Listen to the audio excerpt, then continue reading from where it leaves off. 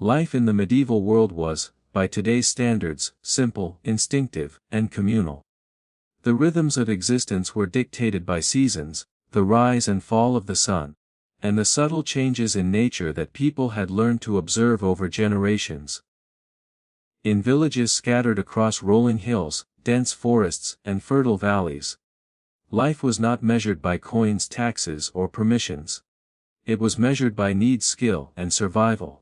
Food was grown, caught, or gathered. Clothes were spun and woven at home. Tools were shaped by hand, repaired when worn, and used until they could no longer serve. Knowledge was shared freely between neighbors, families, and travelers. Everything that a person required to live and survive had once been instinctive, communal, and above all free. In those early days, the village functioned as an organism. Each member dependent on the other. A baker relied on the miller for flour, who relied on the farmer for grain, who in turn relied on the blacksmith to mend tools.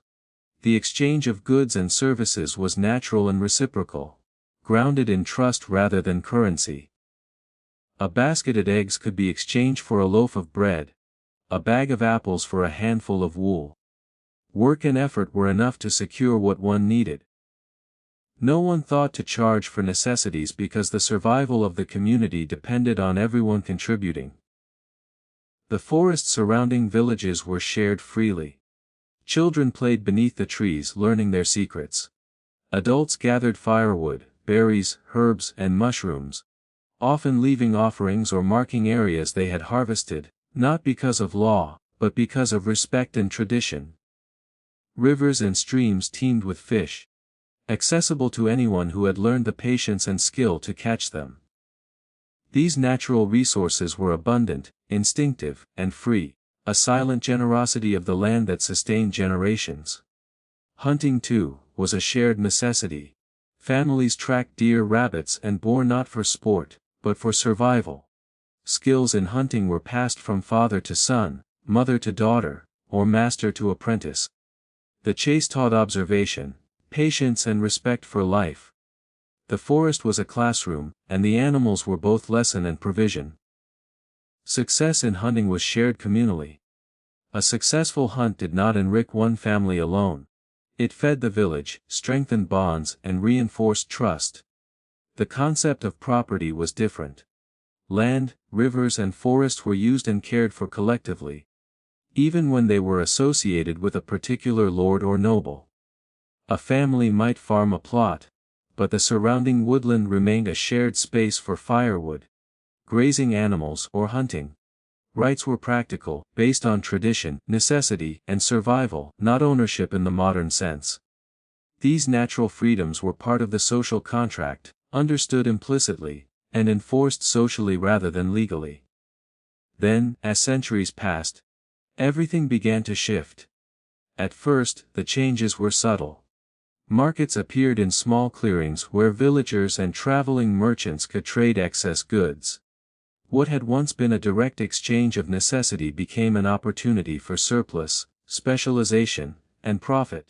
A traveling craftsman could repair tools in exchange for food, rather than bartering directly for another product. A potter might offer pottery for grain. At first, this seemed beneficial.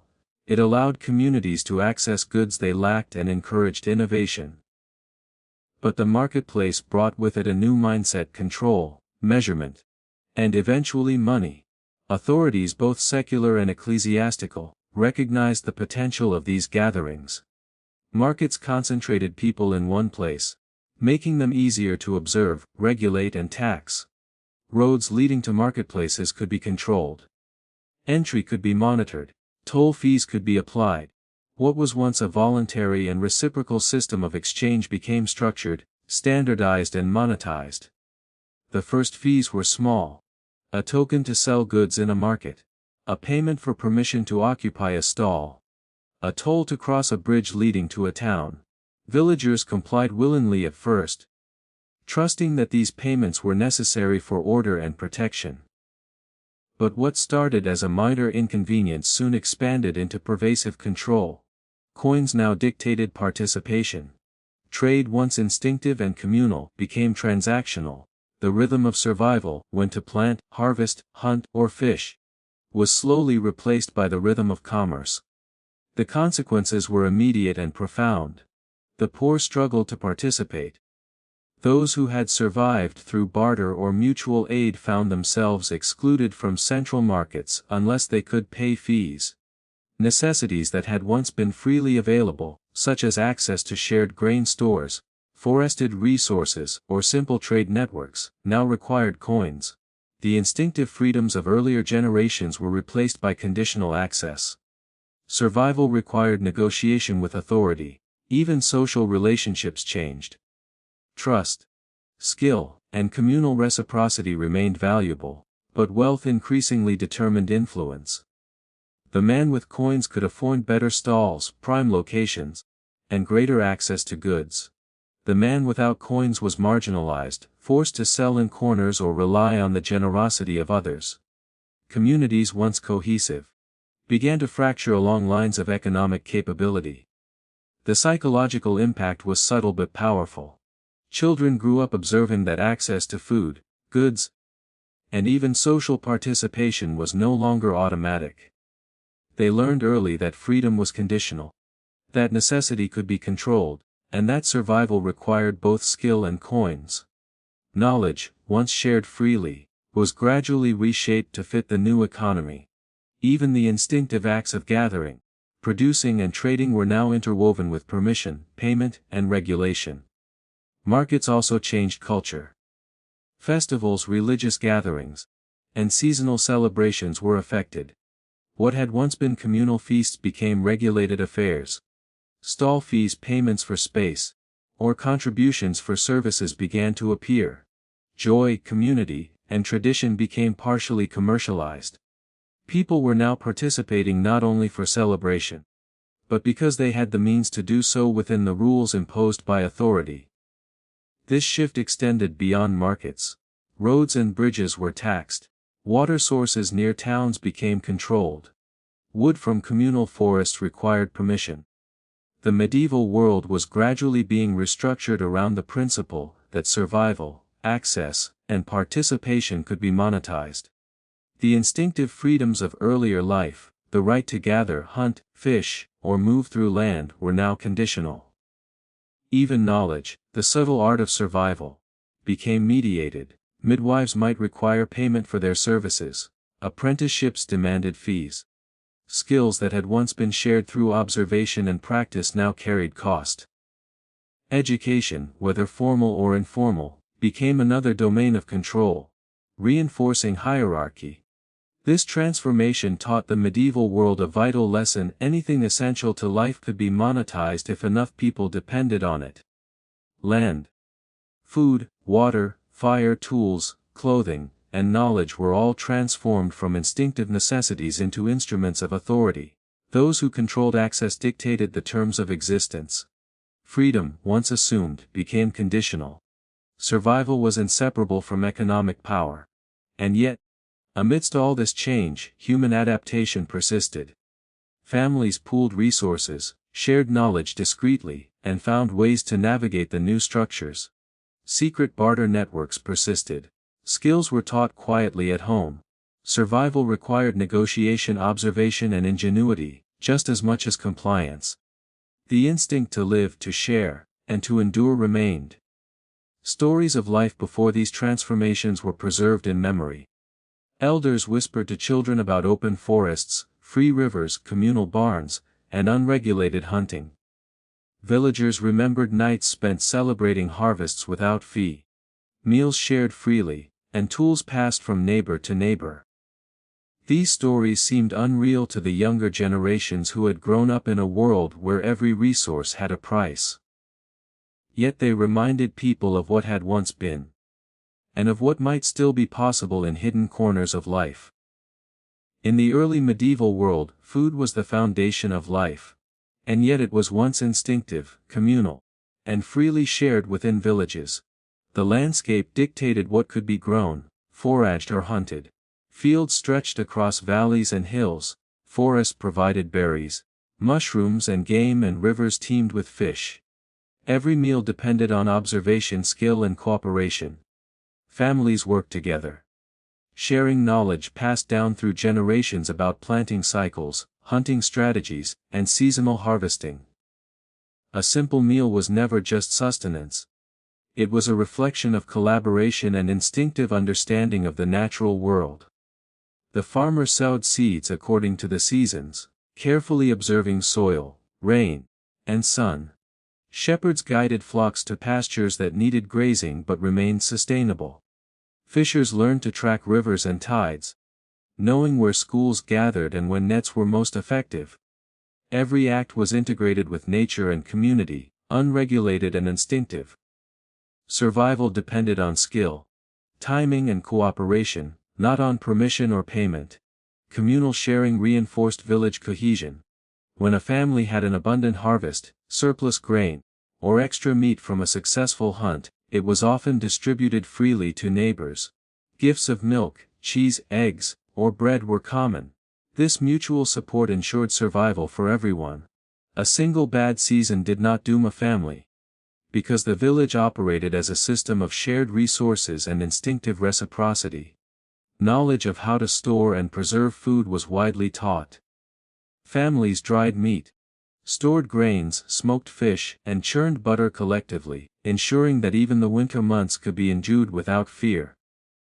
Yet, as populations grew and settlements expanded, the simple flow of food began to attract attention from those in positions of authority. Lords, abbots, and town councils recognized the power inherent in controlling access to food. Where once harvests fed villages instinctively, they could now be taxed, restricted, or monetized. Even the most basic sustenance became a means of control. The first interventions were subtle.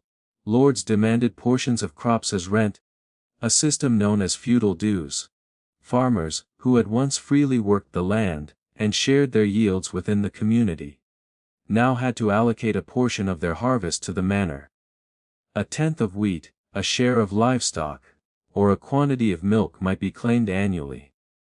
While framed as a reasonable exchange for protection and oversight, this system slowly transformed food from a communal resource into a commodity controlled by authority. Markets soon became centers of regulation. Villagers who wanted to sell surplus grain, meat, or dairy were required to pay fees for stalls, permits, or access. Prices could be influenced or set by town authorities, limiting freedom to trade. Even bread, the staple of life, became partially regulated. Bakers in towns often required licenses, and unregulated baking could result in fines. The instinctive independence of producing one's own food or exchanging it with neighbors was increasingly constrained. Fishing, hunting and foraging were similarly affected. Certain rivers, forests, and hunting grounds were claimed by lords or monasteries. Permission was required to fish or hunt in these areas. Violations were met with punishment, ranging from fines to imprisonment. The natural world, once freely accessible for survival, became a domain of authority. Villagers who had relied on instinct and skill for sustenance, now had to navigate a network of regulations to feed themselves. The psychological impact was profound. Children grew up learning that food, something that had once been abundant and instinctive, now required compliance. Skills in planting, harvesting, and hunting were still taught, but survival also demanded awareness of rules, taxes and permissions. Life became a careful negotiation between instinct, skill, and authority. Hunger and scarcity were not only natural challenges but also social and economic ones. Communal meals and festivals, previously free celebrations of abundance, were increasingly tied to regulation and cost. Harvest feasts could require permission to use public spaces or payment to participate in communal ovens. Food was no longer purely sustenance. It had become a measure of wealth, status, and compliance. The rich enjoyed access to variety and quality, while the poor often subsisted on what they could grow, forage, or obtain without permission. The shift extended to storage and preservation. Grain silos and barns were sometimes controlled by lords. Access required payment or authorization. Families could no longer rely solely on instinctive knowledge of safe storage, They needed approval to use essential infrastructure. Food became a controlled resource, and scarcity was no longer purely a result of climate or soil. Authority had begun to influence survival itself. Even daily routines were altered. The planting and harvesting cycles, once guided by natural observation, were now influenced by obligations to pay dues or adhere to regulated schedules. Farmers needed to ensure that a portion of their crops was ready for delivery at the manor, often before the optimal harvesting time. This forced synchronization of work with authority, rather than instinct despite the traditional rhythms. Despite these restrictions, resistance persisted quietly. Villagers continued to share surplus secretly. Hidden hunting, illicit fishing, and discreet harvesting from forest edges allowed communities to survive outside imposed rules. Recipes, preservation techniques, and seasonal knowledge were passed orally to preserve independence. Yet these acts were risky, and discovery could lead to fines or harsher consequences. Survival now required both ingenuity and caution. Markets and trade also transformed social relationships. Those with access to resources, wealth, or favors could secure the best goods, expand influence, and ensure food security. Those without were increasingly dependent on others, creating layers of social hierarchy where instinctive survival once ruled.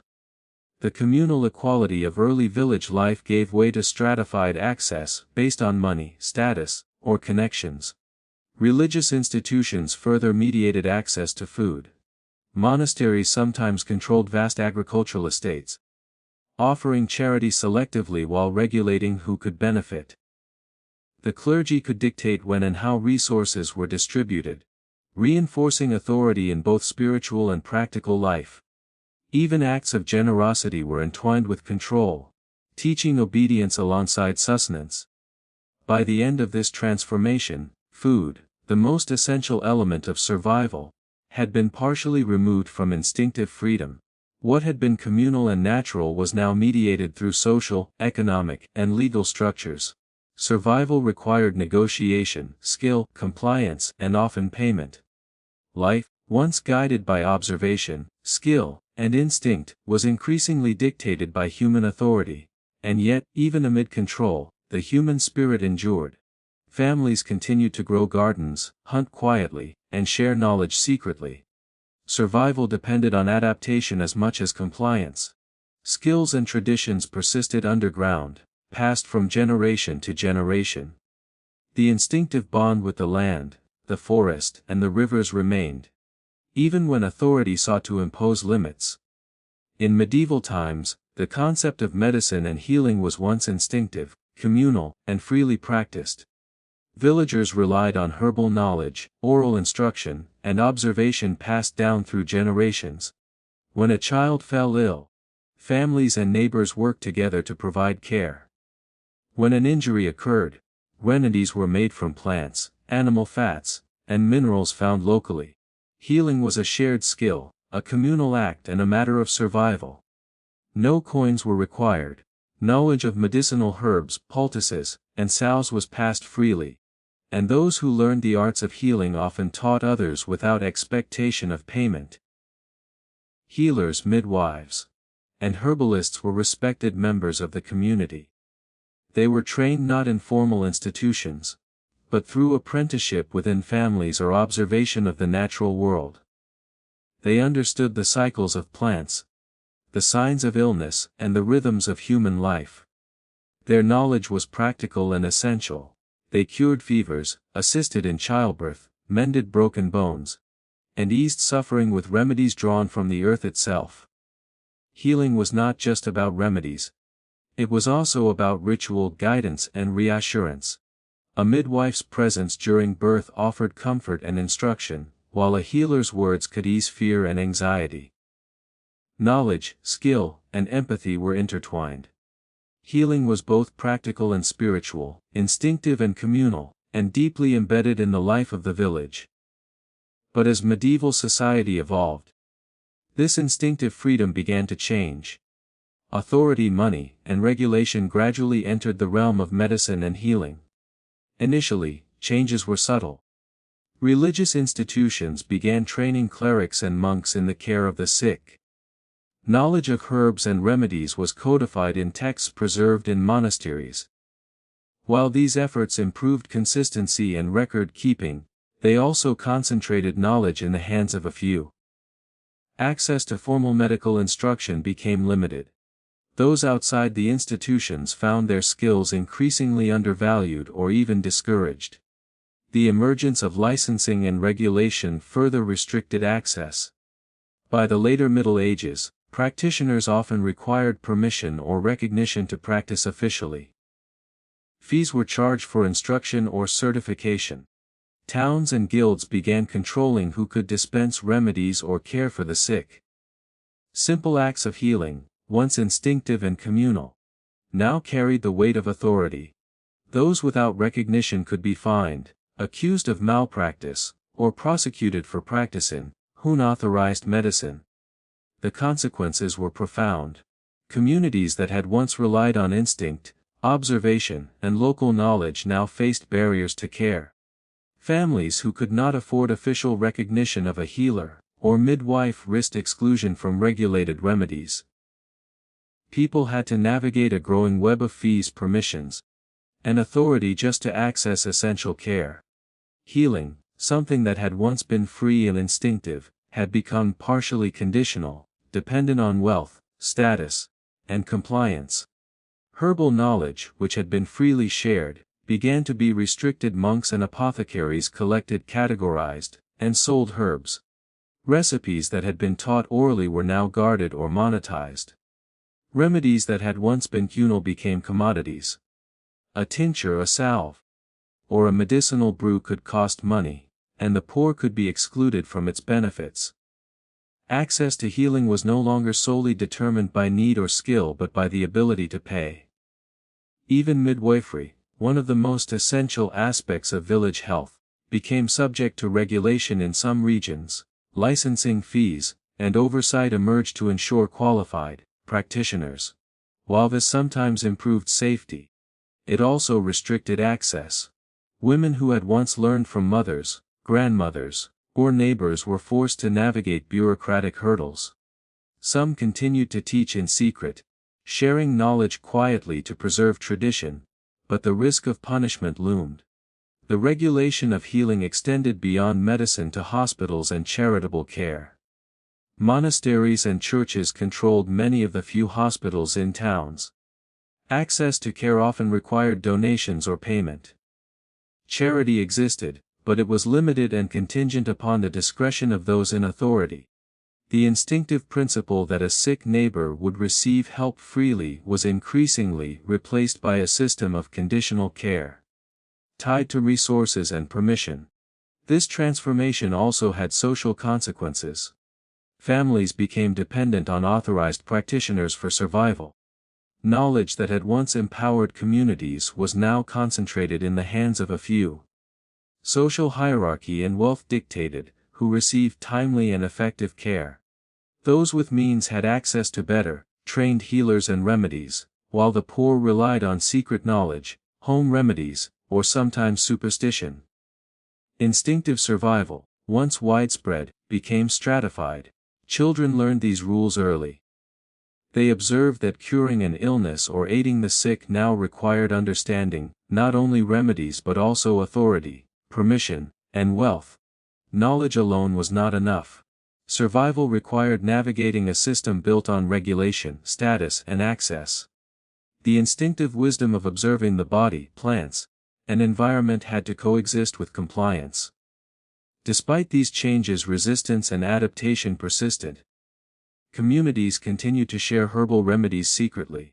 Families taught midwifery, healing techniques, and medicinal knowledge quietly, passing it down through generations. Folk medicine, practiced in hidden corners and away from authority, preserved the instinctive, communal approach to survival. Villagers relied on intuition, observation, and ancestral knowledge alongside the regulated systems. The shift in access to healing mirrors patterns in medieval life. Just as land, food, water, and tools became subject to authority and payment, so too did medicine. Life itself, and the knowledge required to preserve it, was gradually transformed into something that could be controlled. Necessity, once instinctive and communal, now required negotiation and often compliance with authority. By the end of this transformation, medicine and healing had become partially monetized, regulated, and stratified. While communities retained some knowledge and skill, access to formal remedies, trained practitioners, and regulated care was increasingly dependent on wealth, status, and obedience. Survival had become conditional. The instinctive freedom that had once allowed communities to care for their own was now entwined with the structures of authority. Yet even amid control, the human spirit persisted. Families continued to teach and learn, healers shared knowledge discreetly, and instinctive care survived in hidden ways.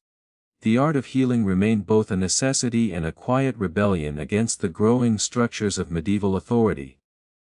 Communities endured, adapted, and remembered that care for life had once been a shared, instinctive, and free human responsibility. Movement, in the medieval world, was once instinctive, free, and intimately tied to survival. Villagers traveled along paths that had existed for generations, crossing forests, rivers and hills to reach neighboring settlements. Trade, communication, and social life depended on the ability to move freely. Journeys were guided by instinct, knowledge of the terrain, and cooperation. Everyone knew which paths were safest, which rivers were fordable, and which forests offered shelter. Movement was necessary, practical, and unregulated. People traveled for a variety of reasons: to visit family, tend fields, hunt or fish, trade surplus goods, or participate in festivals and rituals. Children learned the routes early, moving alongside adults while observing landmarks, wildlife and weather patterns. Paths were shared, maintained collectively, and traveled instinctively. Villagers developed an intimate knowledge of the land, understanding its dangers and opportunities, without the need for permission or payment. Communication between settlements depended entirely on this instinctive movement. Messages, goods and news traveled by foot, horseback, or boat, carried by individuals who relied on experience, memory, and skill. The exchange of information was natural, communal, and vital. People understood that the ability to move freely was essential not only for survival, but for the cohesion of their communities. Even hunting and gathering relied on free movement. Forests were open spaces for those who knew their ways. Rivers provided fish and waterfowl. Hills and meadows were home to wild game. Movement allowed people to track and survive. This instinctive freedom was not chaotic. It was guided by generations of observation, tacit knowledge, and social understanding. No one claimed exclusive control over the land, or the paths that connected it. Then, as medieval society became more structured, the natural freedom of movement began to change. Authority, commerce and regulation gradually entered the realm of travel. Initially, restrictions were subtle. Bridges over rivers became toll points.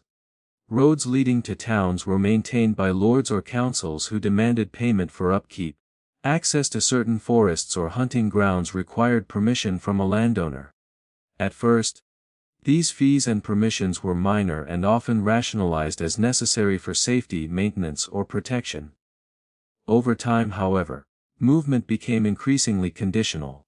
Tolls, licenses, and fines extended across major roads, bridges, and paths. Merchants, travelers, and pilgrims were forced to pay for passage. Bridges and ferries, once freely crossed, now carried explicit costs. Unauthorized use of certain lands could result in punishment, even if the journey was necessary for survival. A walk to a neighboring village might require compliance with multiple authorities. The social impact was immediate. Those with wealth or influence could move freely, trade efficiently, and maintain connections across distances. Those without coins or connections were constrained, often forced to take longer, less safe routes or rely on the generosity of others. Movement, once instinctive and communal, had become stratified, with freedom dependent on economic and social status. Children growing up in this world learned quickly that instinct alone was no longer sufficient. Knowledge of the land and skill in navigation were essential. But so too was an understanding of fees, permissions, and authority. Survival required balancing instinct with compliance. Those who failed to recognize the rules risked fines, confiscation of goods, or even imprisonment. Movement, an act that had once been instinctive and free, became a carefully negotiated process. Markets, towns, and trade networks were particularly affected. Access to markets often required paid passage. Transporting goods along major roads or rivers required licenses or tolls. Even small-scale trade became regulated. The instinctive practice of carrying surplus grain to a neighboring village, or exchanging goods along a route, could no longer be done without oversight. Authority dictated when, where, and how people could move and trade. Waterways were also controlled. Boats, once freely built and launched to transport goods or fish, became subject to regulations, licenses, and fees. Rivers and streams that had been instinctive routes for generations now required permission to navigate legally. Fishermen and traders had to negotiate tolls at ferries and ports, adding cost and complexity to travel. Natural channels of movement, which had once connected communities and facilitated survival, were now mediated by human authority. The psychological impact of these restrictions was profound. People had to constantly calculate risk alongside opportunity. Instinct alone no longer guaranteed survival. Journeys required planning, observation, and negotiation. Children learned that freedom of movement was conditional, dependent on resources, compliance, and social standing. Knowledge of the land and the environment remained vital, but it had to be paired with understanding of human structures of control. Communities adapted quietly. Secret paths and lesser-known routes allowed some to bypass tolls. Families coordinated travel to avoid fines or scrutiny. Networks of trust and shared knowledge became essential for maintaining mobility. Yet these workarounds carried risk, and discovery could result in penalties. The instinctive freedom of movement was preserved only in hidden, cautious ways. Travel also reinforced social hierarchy. Wealthy travelers, merchants, and nobles could pay for safe passage and access to key routes, while poorer villagers were restricted to less direct, more dangerous paths. Movement became a symbol of privilege as well as a practical necessity.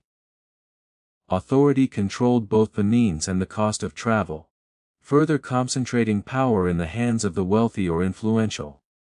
Even cultural and religious life was affected. Pilgrimages, festivals, and ceremonies often required payment to cross certain bridges, enter towns, or access sacred sites. Participation, once an instinctive part of communal life, became conditional. Social and spiritual inclusion was mediated by access, compliance, freedom of movement. Once a natural and essential aspect of life, had become another instrument of regulation and control.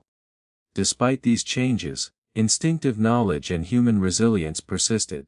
Families and communities continued to navigate the land, sharing secret paths and knowledge of shortcuts. Children learned to observe, remember, and anticipate both natural obstacles and human-imposed restrictions. Survival required ingenuity, balancing compliance with practical skill. Movement, though regulated, remained essential to life, and instinctive understanding of the environment continued to guide it. Clothing in the medieval world was once instinctive, practical, and largely communal. People wore garments not to impress or display status but to survive. Wool kept villagers warm during bitter winters. Linen kept them cool in the summer heat. Simple leather boots protected feet on rough terrain, while cloaks shielded against rain and wind. The fabrics, the designs, and the ways of wearing them were dictated by climate, availability, and necessity, rather than by fashion or wealth. Families spun fibers, wove cloth, and sewed garments using skills passed down over generations. Children learned to knit, weave, or stitch alongside parents and grandparents, ensuring that essential knowledge remained in the household. Clothing was mended repeatedly, nothing was wasted.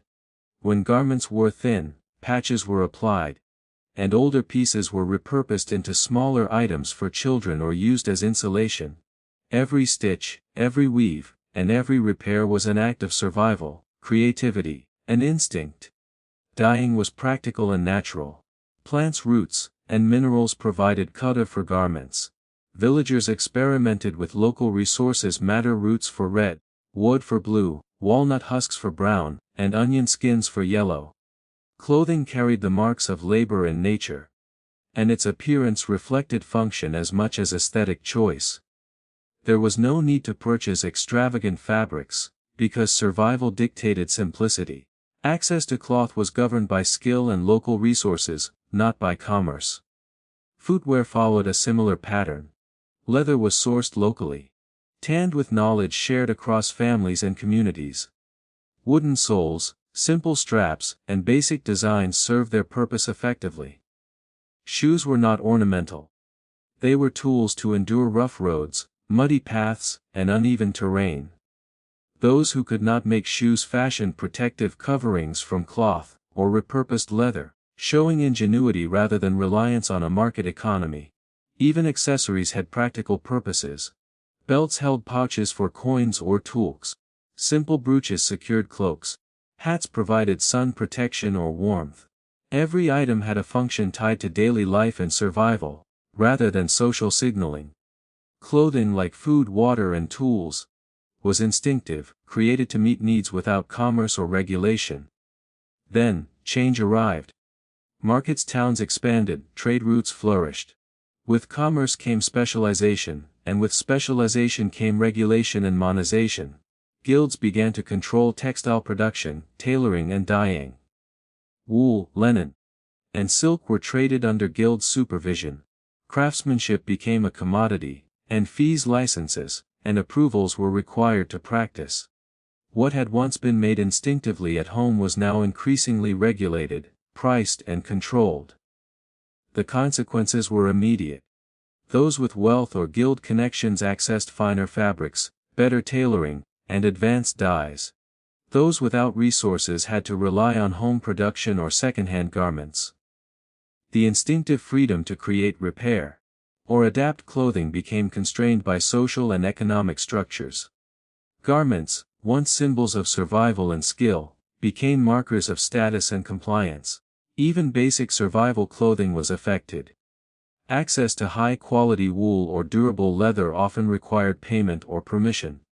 Tanning, once a household or village skill, became controlled by guilds. Dyeing techniques, once shared freely, could be restricted to apprentices within guild systems. The instinctive knowledge of making, mending, and coloring clothes now had a cost attached, and families without access faced increased vulnerability during harsh seasons. Clothing also began to reinforce social hierarchy.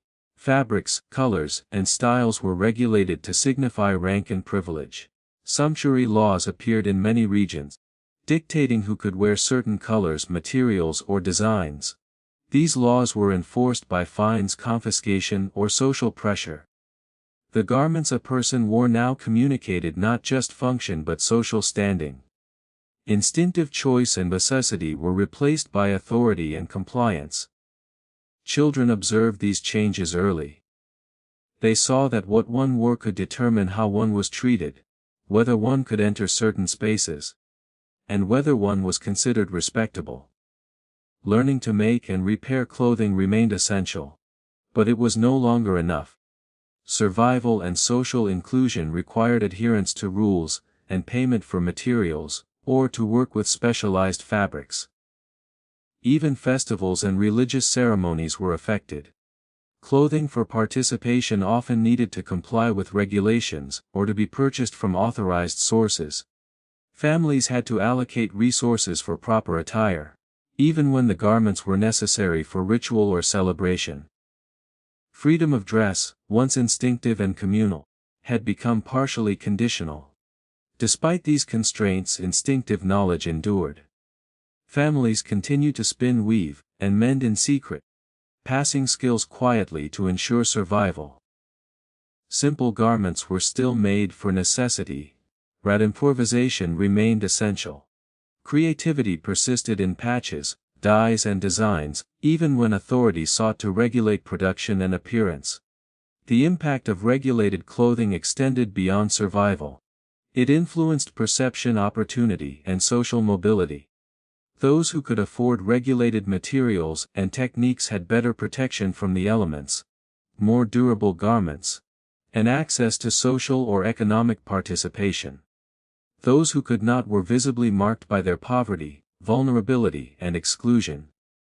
Clothing became a tool of authority, a visible signal of compliance, wealth, and status. By the end of this transformation, even the instinctive, practical, and communal act of clothing oneself had been partially monetized, regulated, and stratified. The simple act of covering one's body, once dictated solely by necessity and skill, had become entwined with authority, commerce, and social control. Instinctive survival required negotiation, adaptation, and compliance. Yet, amid these constraints the human spirit endured. Families continued to make, repair, and adapt garments. Skills were shared quietly. Ingenuity persisted. Clothing remained not only functional but a testament to resilience. Tools in the medieval world were once instinctive, practical, and freely crafted. Villagers shaped wood, stone, and metal into objects necessary for survival. Axes for chopping, hoes for tilling, hammers for building, and needles for sewing. These implements were made from materials available in the surrounding environment, often passed down through families or shared among neighbors. Knowledge of making, repairing, and using tools was essential and taught through observation and hands-on experience. Survival depended on skill, not permission. Every village maintained a rhythm of tool creation and maintenance. Blacksmiths worked near the edge of town or in small communal forges, forging iron for nails, plows, and knives. Carpenters fashioned beams and furniture from timber harvested collectively or locally. Leatherworkers and cobblers produced straps, harnesses, and protective coverings from animal hides. Even the simplest tool, a sharpened stick, a stone scraper, or a handmade bucket, reflected instinctive knowledge and resourcefulness. Tools were shared freely when needed. A villager might lend a plow to a neighbor for a day, a saw for cutting timber, or a fishing spear for river work. Communities understood that cooperation ensured survival. No single individual could cultivate the land, build shelters, or produce food alone. Instinctive understanding of materials, function, and repair formed the backbone of medieval life, and tools were a sheer extension of human skill. Apprenticeship was informal but vital. Children learned to craft and use tools by assisting parents, observing skilled villagers, and practicing under supervision. Mistakes were part of the learning process. Broken tools were repaired, reshaped, or repurposed. Knowledge was passed orally and practically, ensuring that survival skills endured even in harsh conditions. Tools were more than objects, they were instruments of life, ingenuity, and shared survival. Then change arrived. With the growth of towns, trade and guilds, the instinctive freedom to craft and use tools was gradually transformed into a system regulated by authority. Guilds emerged to oversee blacksmiths, carpenters, masons, and other trades.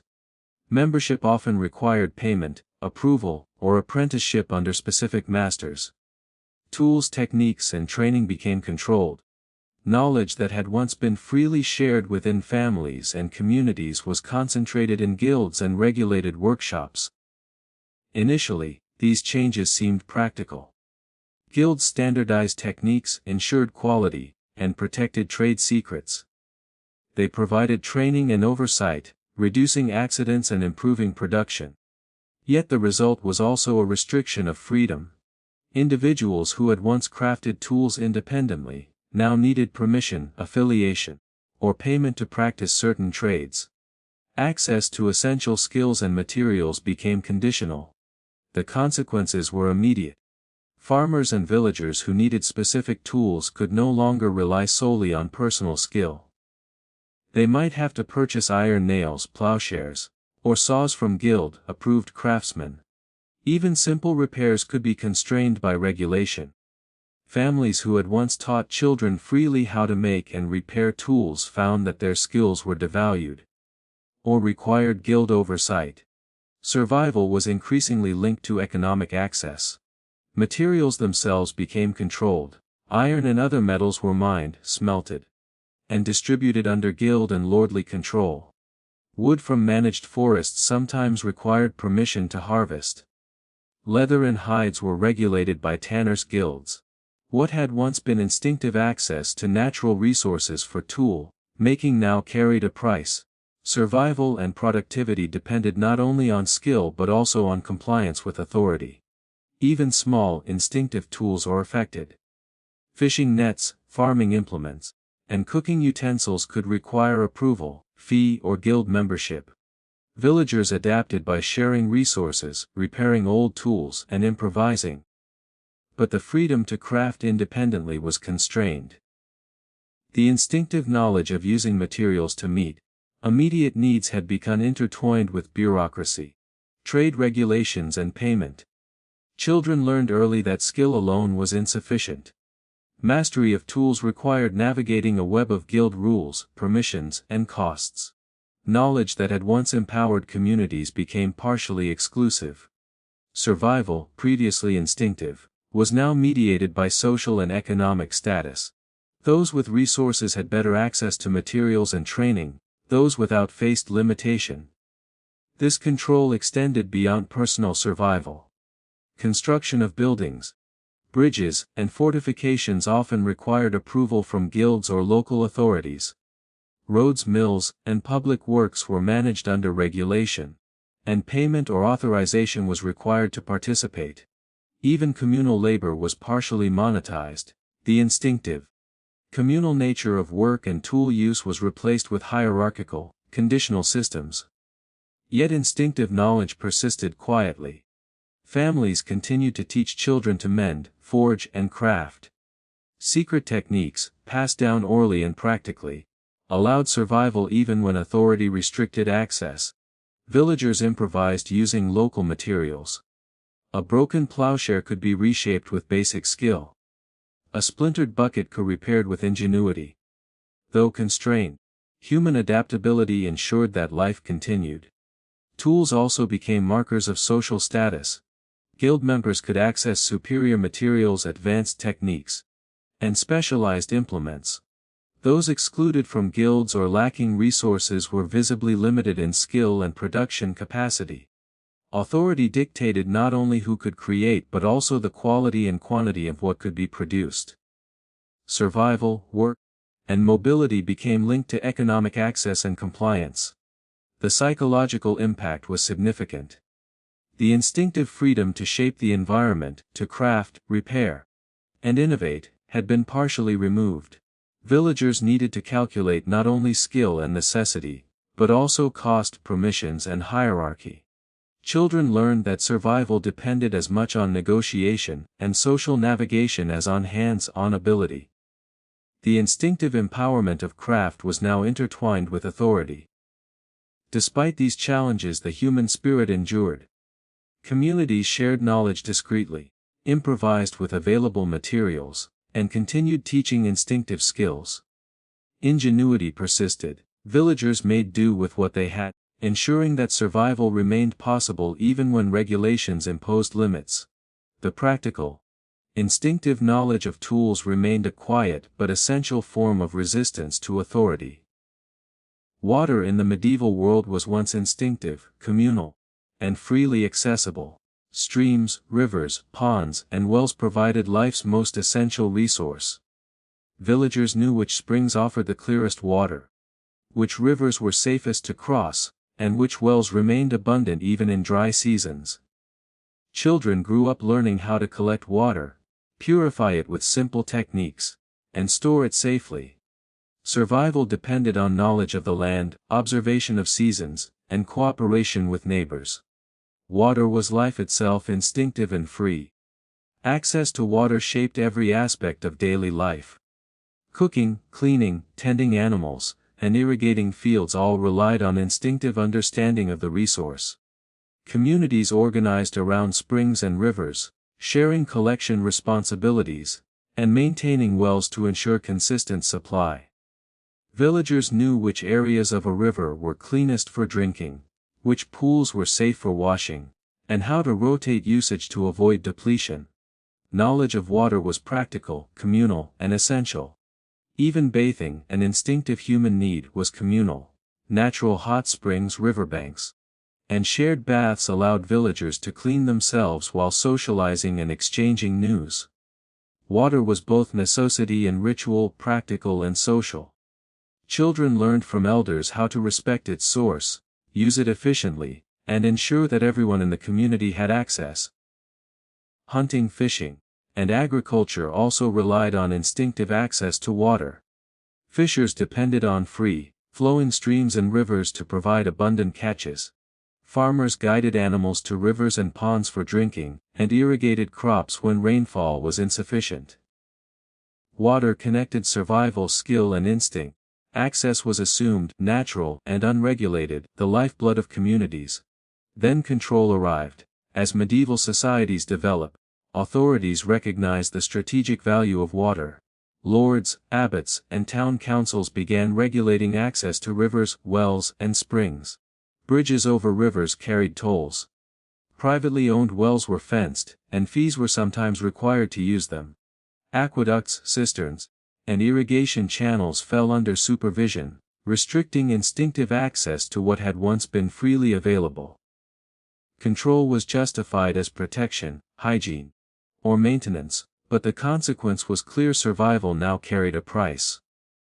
The first regulations were subtle. A toll might be charged for a bridge crossing, a levy for using a well, or permission required to draw from a communal stream. Over time, these small fees and permissions became more structured. Access to water sources could be controlled by social status, wealth, or affiliation. Those without resources or connections were increasingly vulnerable. The instinctive freedom to collect, drink, or use water became mediated by authority. The consequences for communities were profound. Villagers who once relied on instinctive access now had to negotiate, pay, or seek approval. Farmers had to plan irrigation around regulated waterways. Fishers needed permission to use prime fishing spots. Even daily routines such as fetching water or washing clothes became entangled with social, economic, or legal constraints. Survival required not only skill but also navigation of these imposed systems. Children growing up in this world learned early that water, something that had once been freely and instinctively available, was now partially controlled. Knowledge of collection, purification and storage remained vital, but understanding rules, permissions and social hierarchy became equally necessary. Instinct alone no longer guaranteed survival. Water, the most essential element of life, was now conditioned by human structures. Water regulation also had social and cultural consequences. Public baths, previously free and communal, could be restricted. Access to rivers for recreation, cleansing or ritual became conditional. Ceremonial or spiritual use of water, baptism, blessing or ritual washing, often required permission from clergy or payment for use of church facilities. Even religious life, once intertwined with instinctive access to natural resources, became mediated by authority. Trade and commerce were deeply affected. Waterways, the natural highways of the medieval world, were increasingly regulated. Toll gates, ferries, and controlled docks limited the free movement of goods. Traders had to account for fees at bridges, ports and locks. What had once been instinctive routes for survival, exchange and communication now required negotiation and resources. Water, both a resource and a highway, became a tool of control. Environmental knowledge persisted but was layered with caution. Villagers learned secret springs and hidden paths along rivers to bypass fees. They taught children which areas of a river could be safely accessed, and how to collect water without attracting attention. Instinctive knowledge remained vital, but it now existed alongside strategies for evading or complying with authority. Survival became a balance between observation, skill, and negotiation. Health was also affected. Restricted access to clean water increased the risk of illness among those unable to pay or comply. Contaminated sources, once avoided instinctively, became unavoidable for the poor, highlighting the deadly consequences of monetizing and controlling what had once been free. Authority had transformed water from a natural, communal necessity into a structured resource, and human life itself was impacted. Despite these challenges, human resilience endured. Villagers shared water discreetly, taught instinctive knowledge quietly, and improvised methods for storage and purification. Rainwater collection, simple filtration, and community cooperation allowed survival even under restriction. Instinctive knowledge, combined with ingenuity, remained a cornerstone of medieval life. Fire in the medieval world was once instinctive, essential, and freely accessible. It provided warmth, light, protection, and a means to cook food. Families maintained hearths at the center of their homes, and villages shared communal fires in winter or for festivals. The knowledge of creating and tending fire was passed down through generations. Children learned to gather tinder, strike flint, and feed the hearth carefully, ensuring that flames would endure. Fire was life itself, instinctive and communal, not something one had to purchase. The act of tending fire required skill, patience, and observation. Too little fuel, and the flame would die. Too much, and it could spread uncontrollably, threatening homes and forests. Villagers developed a keen sense of how wood burned, which materials produced the best heat, and how to control smoke. Fire was intimately tied to daily survival, cooking, warmth, light, protection, and even signaling to neighbors during emergencies. Community played a crucial role in managing fire. Villagers often coordinated the collection of firewood from nearby forests, shared torches for night work, and maintained communal ovens for baking bread.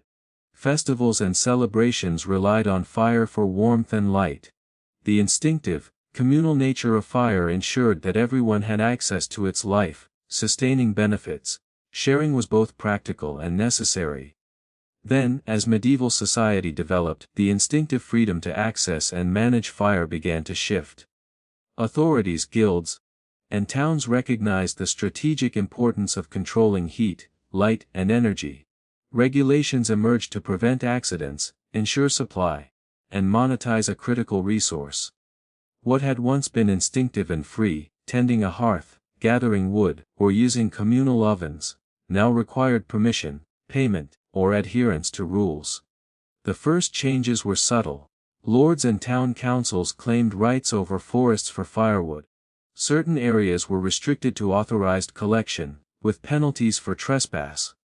Communal ovens became regulated by local authorities or guilds.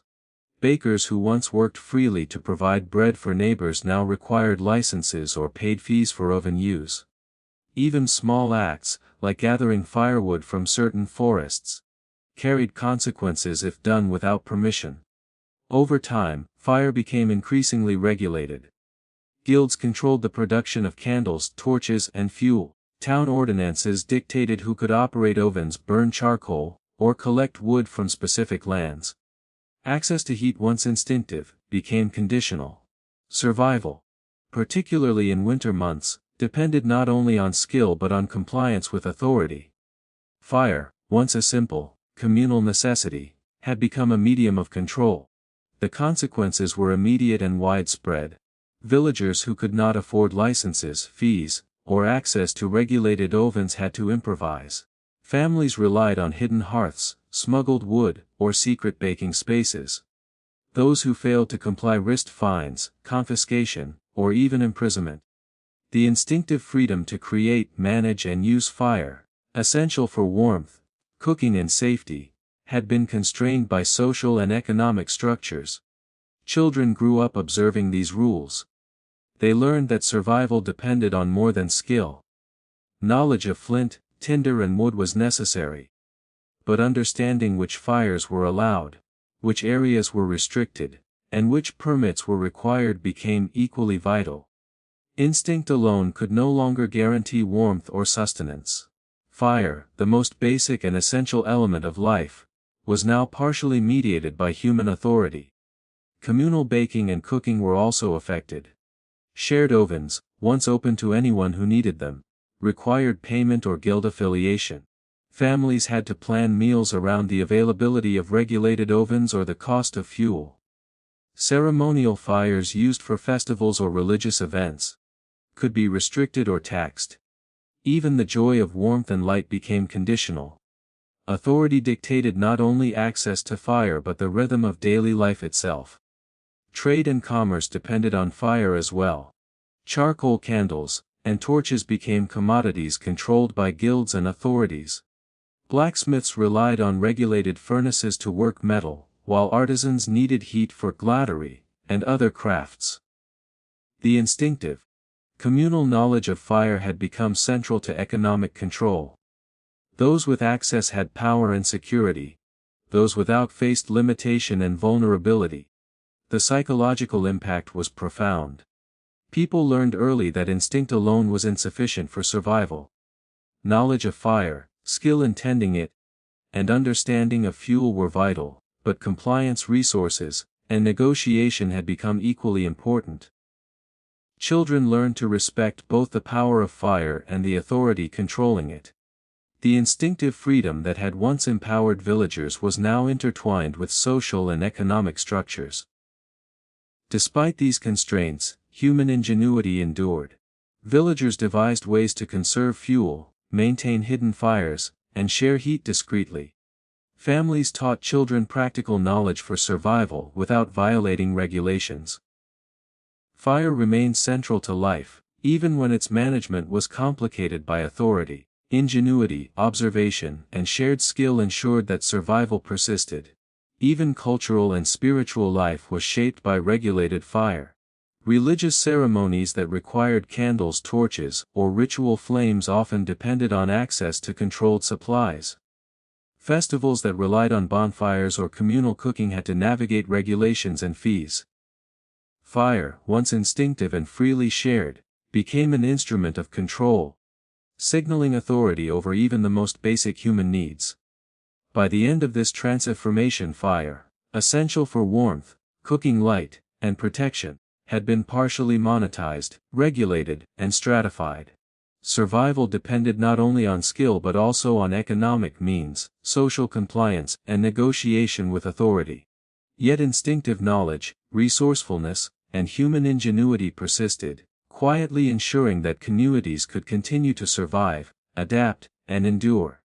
Knowledge in the medieval world was once instinctive, communal, and freely shared. Learning was not confined to schools or formal instruction. Villagers absorbed information through observation, practice, and oral transmission. Children learned by watching elders plant, harvest, craft, hunt, and navigate the landscape. Skills were passed down naturally, from parent to child, neighbor to neighbor. Knowledge in its most vital forms was free and essential for survival. Every aspect of life depended on instinctive learning. Farmers knew the best planting seasons, how to rotate crops, and how to predict weather from the sky. Hunters observed the habits of animals, tracking them through forests and fields.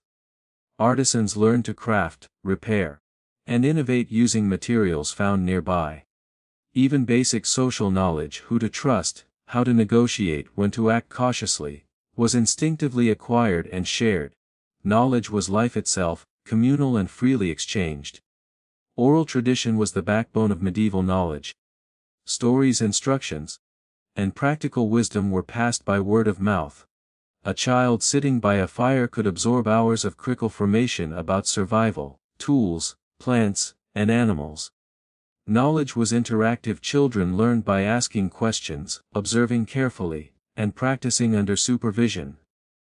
Mistakes were corrected gently, ensuring that skills were refined through experience. This instinctive, shared knowledge ensured resilience. Villagers could survive crop failure, illness, or disaster because wisdom was communal. If one person forgot a technique, another could teach it.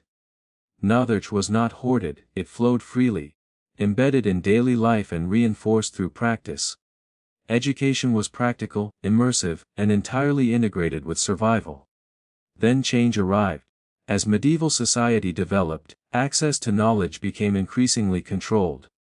The rise of monasteries, guilds, and later universities concentrated information in the hands of authorities.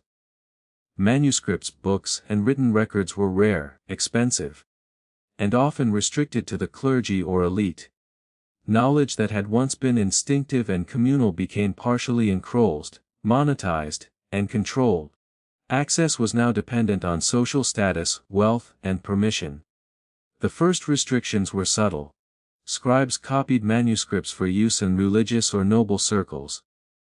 Training to read, write, and perform calculations required apprenticeship or instruction under authority.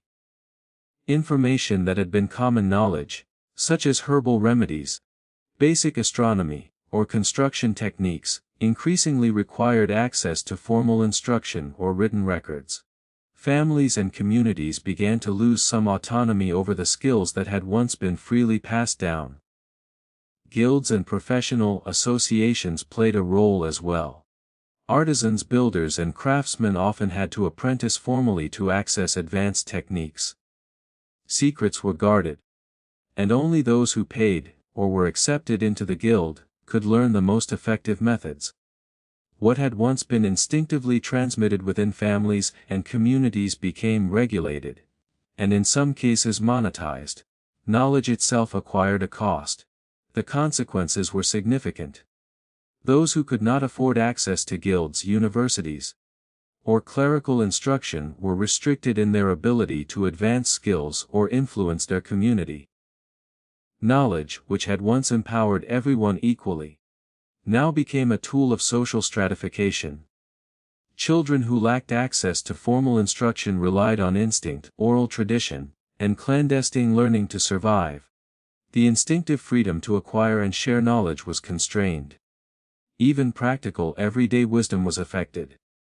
Simple technologies like watermills, windmills, or metalworking techniques were often controlled. Books that contained agricultural tips, medical instructions, or craft techniques were rare and expensive. Families relied increasingly on limited access to recorded knowledge, making instinctive teaching and observation both critical and precarious. The communal transmission of knowledge faced pressure from the monetization and control of information. Religious institutions further centralized knowledge. Monasteries preserved manuscripts, taught reading and writing, and controlled access to theological, medical, and scientific information. While this preserved knowledge, it also restricted access to those outside the church. Villagers could no longer rely solely on instinct or oral transmission to access valuable wisdom. Authority-mediated learning and freedom to explore, experiment, and innovate became partially conditional. Children observed these changes early. Survival required not only instinct but navigation of social structures.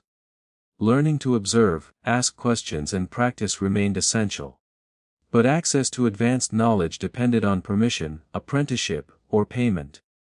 Instinctive learning became complemented, and sometimes constrained, by economic and social hierarchy.